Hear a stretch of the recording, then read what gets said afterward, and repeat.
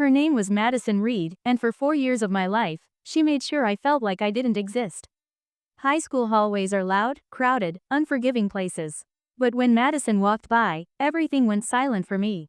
She didn't just bully me with words. She bullied me with looks, with laughter, with the power of knowing everyone would believe her and no one would believe me. She called me charity case because my clothes were secondhand. She hid my backpack. Once, she poured a soda over my head in the cafeteria and laughed while everyone watched. Teachers saw. They looked away. Friends I thought I had slowly disappeared, choosing popularity over loyalty. The worst part wasn't the humiliation. It was the loneliness. I learned how to walk with my eyes down. How to eat lunch in bathroom stalls. How to pretend I didn't care when her voice echoed behind me, saying my name like it was something dirty. Every night, I told myself, just survive. One day, this will be over. And eventually, it was. Graduation day came. Madison stood on stage, smiling like the world owed her something. I slipped out early, unnoticed, just like always. I promised myself I'd never think about her again. 10 years passed. I built a life quietly. I worked hard. I changed. I healed, at least I thought I did. Until one afternoon, my boss called me into his office and smiled. "We're bringing in a new senior consultant," he said. "You'll be working closely with her." He slid a resume across the desk. And there it was. Madison Reed. My heart dropped into my stomach. Because fate wasn't done with us yet. And this time, the balance of power had changed. I didn't sleep that night. I kept staring at the ceiling, replaying memories I'd buried deep, her laughter, the whispers, the way my name sounded like a joke in her mouth. I told myself 10 years had passed. People change. Maybe she had changed. The next morning, she walked into the conference room like she owned it. Madison Reed hadn't lost her confidence.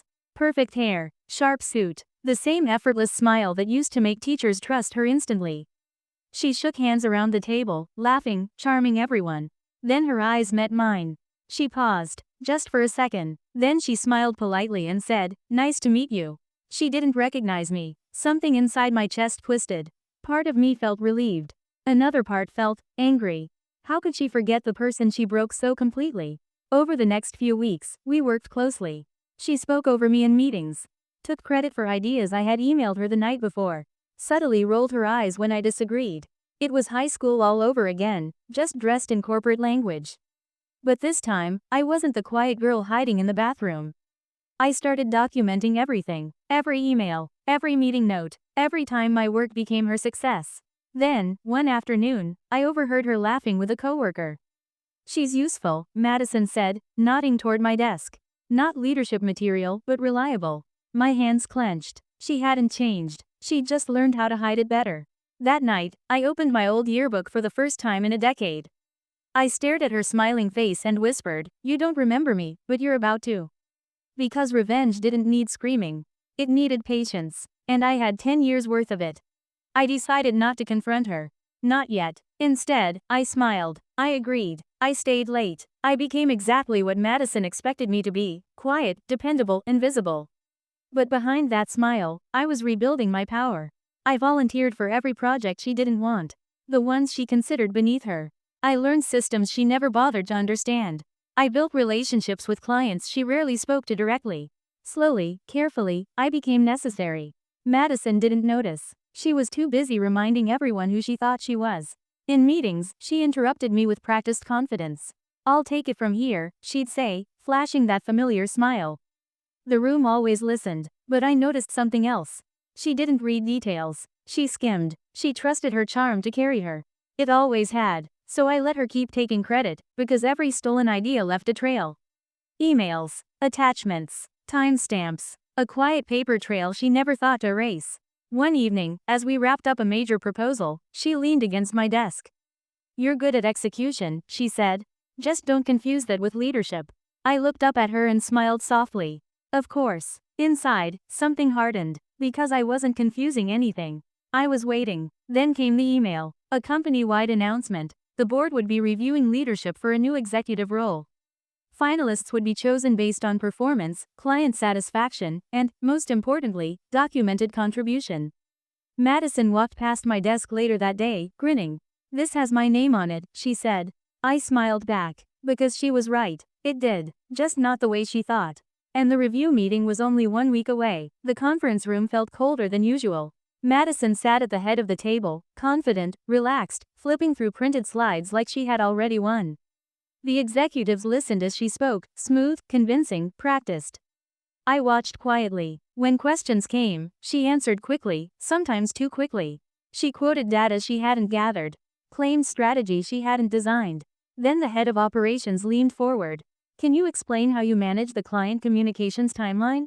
Madison hesitated, just for a second. I delegated that, she said smoothly. My team handled the execution. The room nodded. I felt my pulse in my ears. Then the projector flickered. The COO cleared his throat.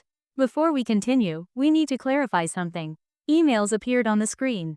My emails, time-stamped, detailed, followed by Madison forwarding them, unchanged, to executives with her signature at the bottom. The room shifted. Madison's smile froze. These show primary authorship, the COO continued. And client feedback indicates they worked directly with her. He nodded toward me. I hadn't spoken yet. I didn't need to. Madison's voice tightened. There must be some confusion. The CEO leaned back. Is there? Silence stretched. The board requested a short recess. As people stood, Madison finally looked at me, not past me, not through me, but at me. Her eyes narrowed. Did you do this? She whispered. I met her gaze, steady and calm. You did. The door closed behind the executives. And for the first time in 10 years, Madison looked afraid. Because she knew, the truth was finally louder than her reputation. And the decision was moments away. The executives were still behind closed doors when Madison turned to me. Up close, without the audience, she looked smaller. Tired, cracked. You set me up, she said quietly. I shook my head. I documented my work. She laughed once, sharp and bitter. You've always been dramatic. Something inside me snapped. I used to hide in bathroom stalls because of you, I said, my voice steady but shaking underneath. You made sure everyone saw me as nothing. Her face drained of color.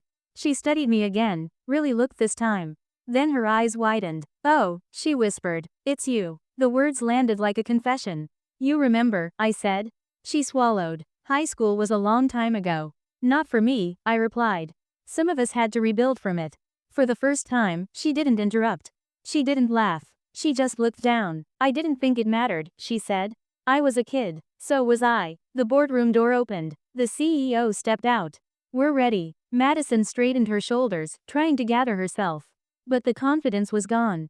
The mask had slipped. As we walked back in together, I realized something powerful. This wasn't revenge fueled by cruelty. It was justice fueled by truth. And in a few moments, the past was going to catch up with her completely.